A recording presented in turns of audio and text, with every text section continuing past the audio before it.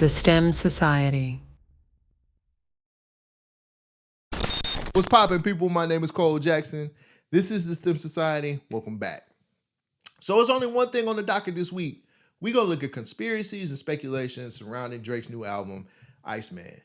Now, that album is dropping on the 15th. I'm recording this on a Tuesday, and the internet is already going crazy. There's a side of the internet that's hyping this album up, getting us ready, and then there's the other side of the internet that's trying to tear this thing down.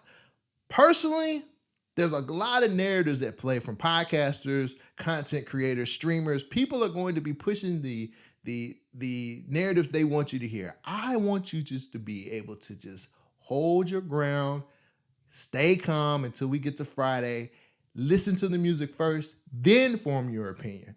But let's have some fun and look at these conspiracies and figure out what sounds crazy and what doesn't sound crazy, all right? So let's start off with the whole GNX conspiracy.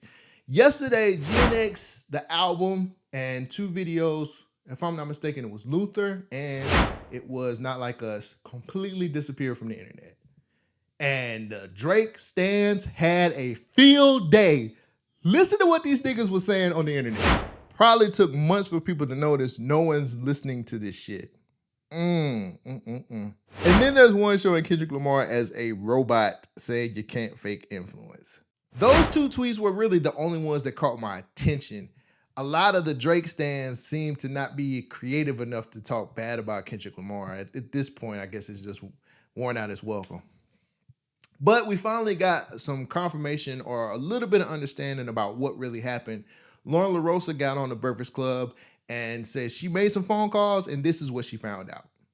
Now, I reached out to the label and I asked them, like, I emailed them and I'm like, hey, I'm looking at it myself. It's not on Apple Music. What's going on? They responded to me like, wait, but it's still on Spotify. I don't think they even knew what was happening. I still don't have an answer as to what happened, but it did. Now, when the YouTube videos were taken down, there was another Not Like Us video that was posted back to Kendrick Lamar's YouTube page, but it was a brand new video. So like the views and everything had started fresh.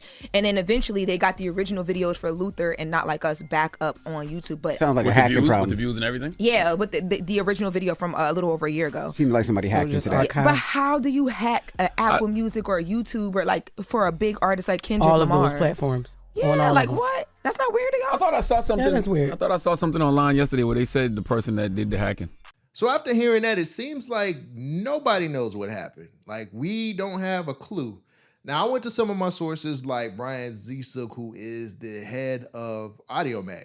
He's typically real open about what happens behind the scenes in music, but he didn't even have anything to say. So it looks like a glitch is just a glitch. It doesn't feel like this was a master plan of him trying to step on Drake's release. You get what I'm saying? Like, that was a big speculation. I even fell for that as well. I thought it was going to be a GNX Deluxe that's going to drop on Friday. But, 45 minutes later, the album's back on.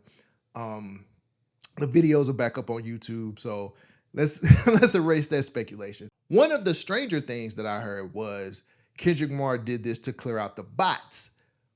We got to get off of that bot shit, bro.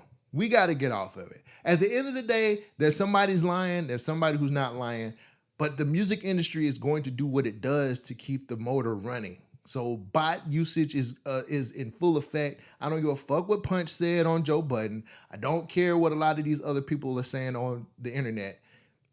The real is bots are used to push music. Bots are used to do numbers. 10 years ago, it was streaming farms.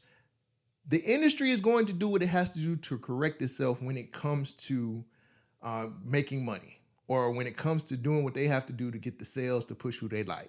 And it hadn't been different since the 60s, my man. So all of this talk about like bots and all this shit, it's been happening forever.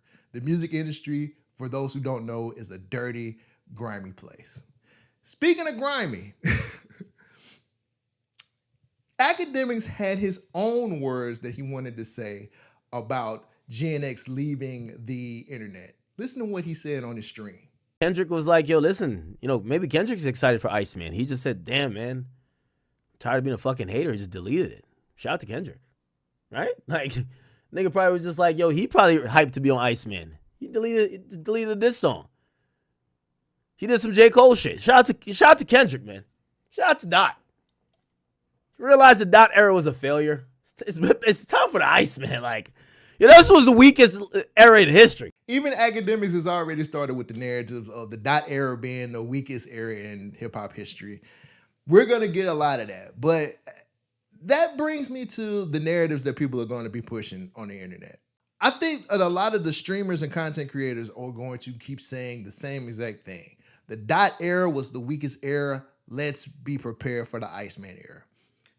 To that I say, watch who you believe, because those people could be paid.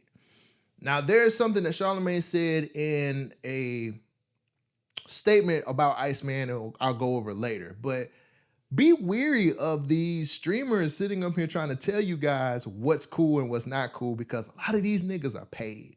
And a lot of these niggas come off with some really stupid bullshit that they don't really believe. They just understand that their check is in the mail, right? It's a lot of parlor tricks, bruh. And sometimes it takes them to tear down somebody else and to build up what could be a mid-album. Who knows? You get what I'm saying? But be wary of the streamers sitting up here talking that bullshit. Prime example, listen to what Aiden Ross had to say about Kendrick Lamar's album being gone from the internet. Kendrick deleted his post. I think he's rattled. Bro, chat, you mean you... Wait, hold on. I want to play some Kendrick, and you guys tell me if this sounds good, and be honest. Wait, not this. Wait, where's like the... Yeah, chat, be honest. This sounds good to you guys, and be honest. Trust like this. To be honest, niggas love too. Should I gossip with my bitch like I'm Young Thug? Yeah, Cheeser. Money Trees, of course. He's a great album. Cheeser, he has Good Kid, Mad City, and he has... Damn. That's it. Anyways, you're a Glazer. I am a Glazer. Drake's literally the best artist, so I don't care. I swear to God, bro. Wait till you guys literally listen to Iceman. Bro, you're going to blow your mind. I didn't listen to all. I elaborate. Now, you know there are reasons that we don't mess with Aiden Ross, especially us. We shouldn't be listening to this guy. But there's a lot of people out there who go off of every word that he says and feels like what he says is law. I'm here to let y'all know right now. This is going to be coming from a lot of different people from a lot of different places that's going to push this narrative, bruh.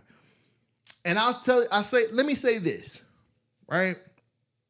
I went back and I listened to Scary Hours 3 just to get a feel of like what I got last time. I listened to For All the Dogs also. That album is still trash to me. But Scary Hours 3 reminded me that Drake can fucking rap, bro. I don't care what none of you niggas say. I don't care how y'all feel about the persona. When you listen to Scary Hours 3, you understand that he still has that skill in him. He still is one of those people who can get down with the best of them. J. Cole was barely hanging with this nigga on Scary Hours 3, right? And he did it off of hip-hop beats. I'm not saying that Iceman is going to be full of hip-hop beats from Conductor and from Alchemist and from niggas like that. But what I am saying is he has the ability to rap. He has the skill to give us bars. It is possible that this nigga might come out lyrical as hell. Do I believe it? Hell no. But a man can hope. I'm saying all of this to say, stop believing what the streamers have to say and what the content creators have to say, and start believing what your ears is telling you. If the shit sounds dope, then maybe it's dope, bro. Like, if the shit sounds good, maybe it's good. If the shit is trash, then hey, it's trash. But don't let Drake's cocky persona or stupid antics move you into a situation where you don't think that the music is good, bro. You only have this.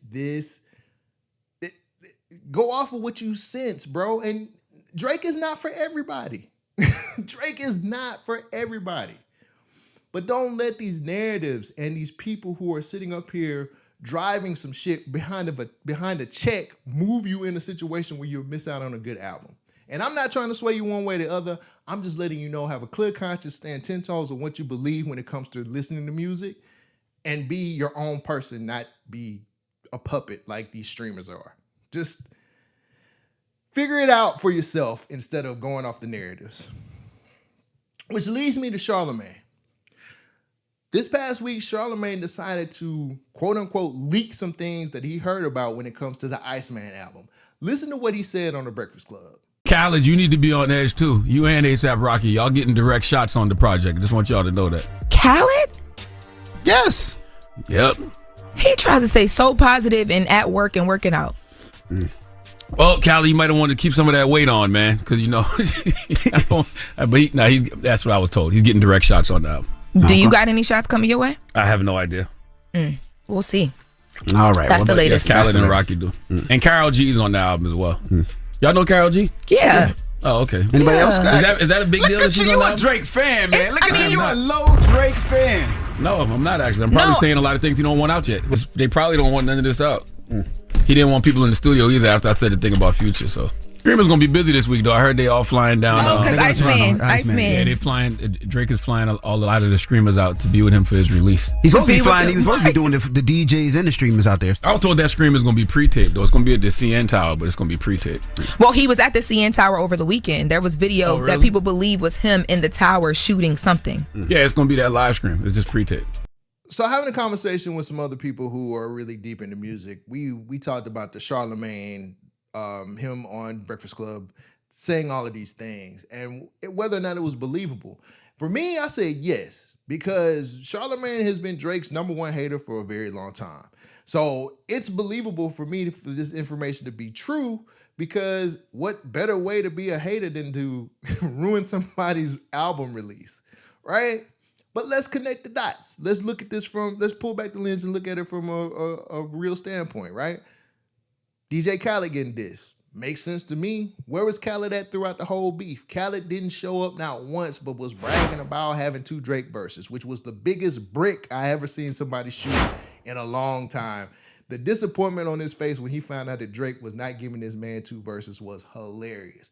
But he wasn't around during the beef. He had no words to say. He was mum throughout the whole thing. And to be honest with you, he deserves it. I don't like DJ Khaled. I think he deserves every diss that he gets, even if he is slimmed down.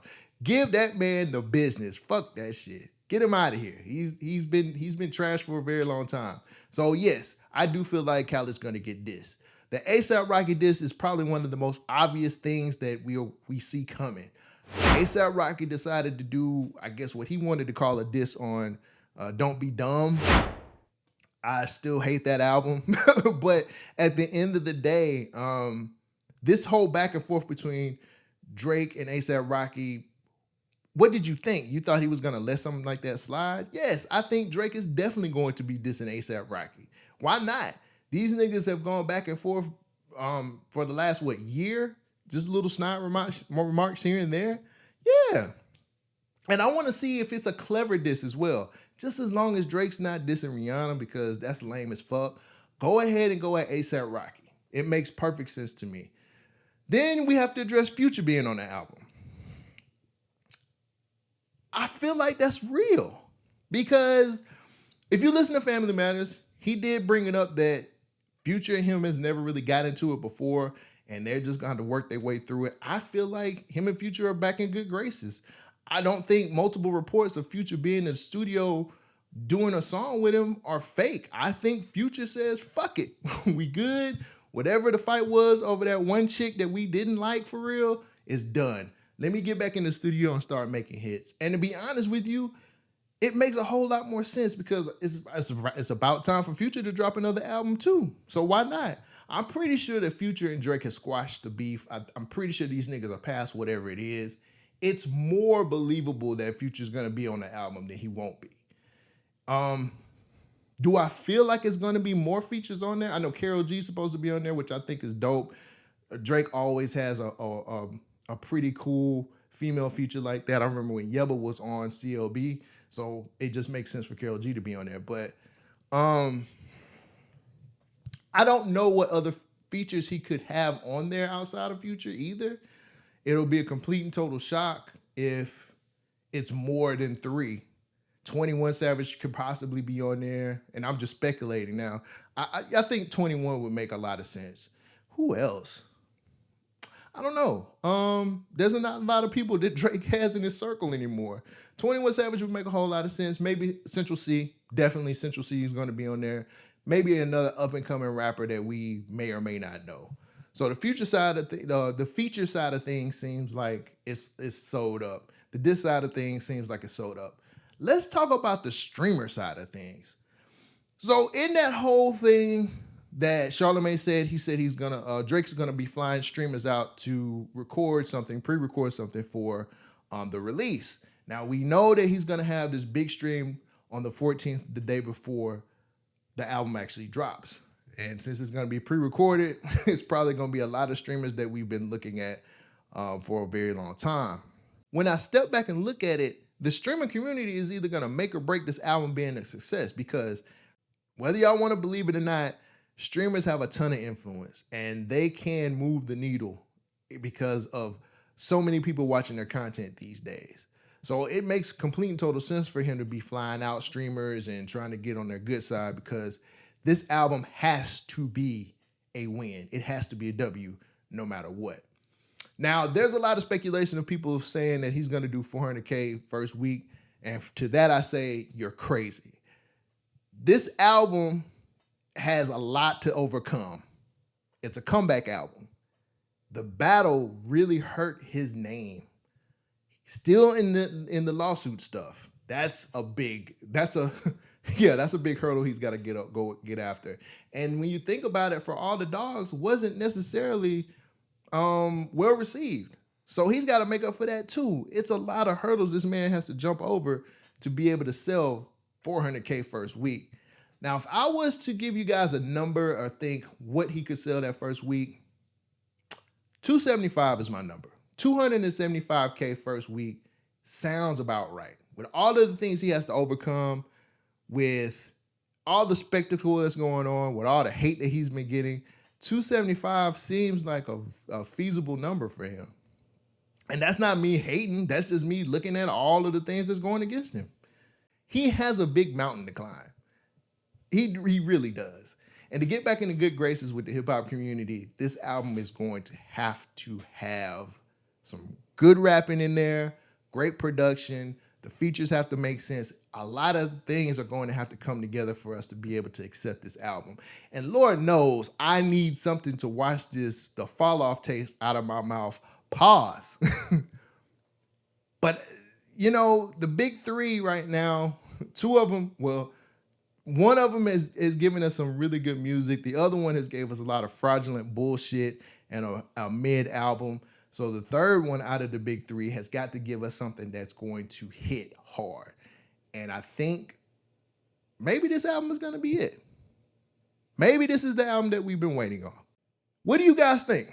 Do you think Drake is going to be successful when he drops this Iceman album? Do you think Drake has a hit left inside of him? And do you think the sales are going to match what everybody's speculating at 400K? Whatever comment you want to leave down below, leave it for me. I'd love to have a conversation with you. That's all I got. If you like what I do, because what I do is not very easy, pay me in a comment, pay me in a like, support your boy with a subscription. Build my platform as big as the sun. So I'm going to be able to give you guys a Drake Iceman review next week. And I'm going to be giving you guys an episode on Sunday just talking about the news of the week. But this is all I got. Thank you guys for joining me for another episode. I'll catch you next week. Peace out. She is kind of fucking with my money, but I meant everything I said, and I say it again.